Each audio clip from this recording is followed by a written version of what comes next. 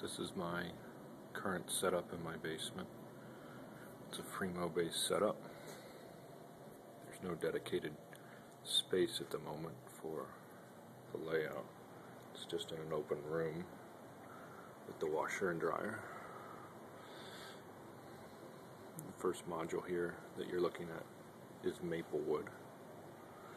And Maplewood is a town that existed on the Sandy River and Rangeley Lakes Railroad, which is the Railroad I model. It was just north of Farmington. It was just a flag stop.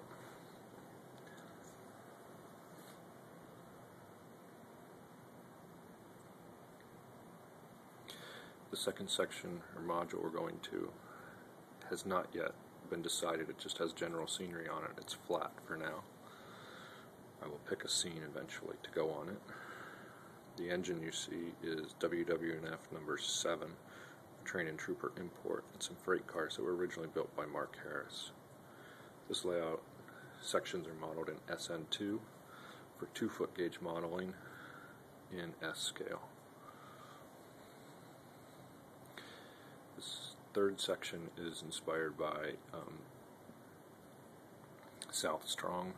It was built more as a junction though for the module, so that when I go to setups I can set it up and branch off of the main line.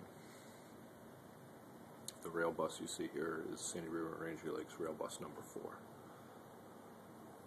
I'm going to walk around to the other side of these modules now. So pardon the rapid movement. Okay, here's the back side of Maplewood, and if we look right down the track, actually, that's what it looks like. So now we'll move on down past Maplewood, in the back of the station, and the switch stand and target. Here's Sandy River, or WWNF number 7 again.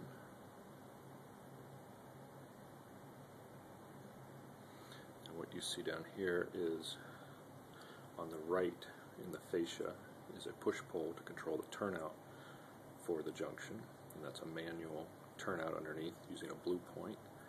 And this is a DCC control panel on the left, so I can plug in throttles. Again, you see the junction.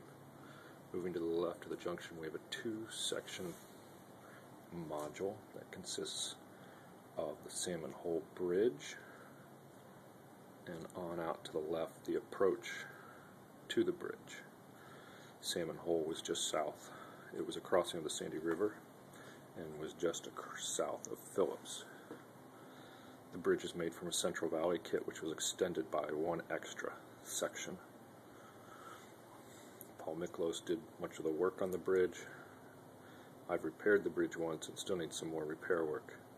I accidentally dropped it. Well, those things happen. Eventually water will end up inside or on the river where you see the brown now. But it kind of gives you a muddy river look. Here's the approach. Moving on down to this side is the Carrabassett River, which was up near Bigelow, and the railroad ran along the river, and eventually there will be, in the middle here where you see that square block, a water tank. And as we back up this 2-section module, we can see that the river approach is here in the water tank.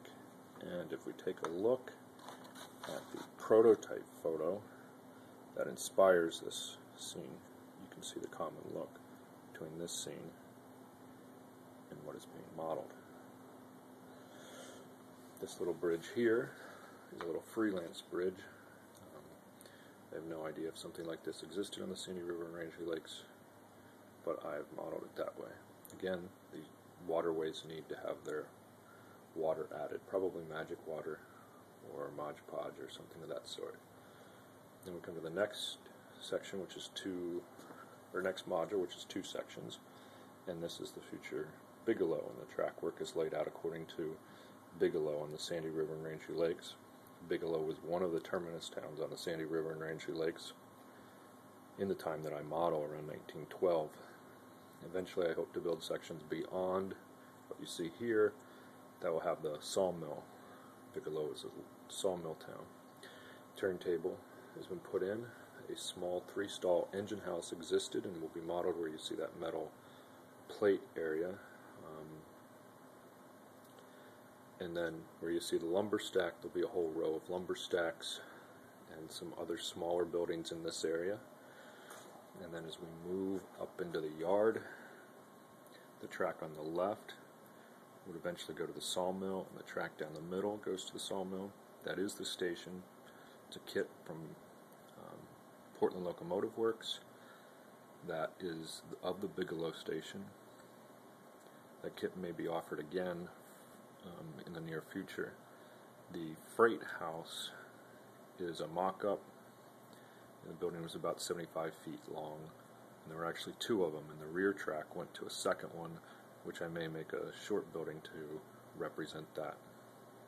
So this is prototype modeling of the Sandy River and Rangeley Lakes in 1912 using Fremo modules. This layout and sections will appear at or portions of it will appear at the Midwest Narrow Gauge Show in 2011. That's around March 24th weekend, I believe, in Northeast Ohio.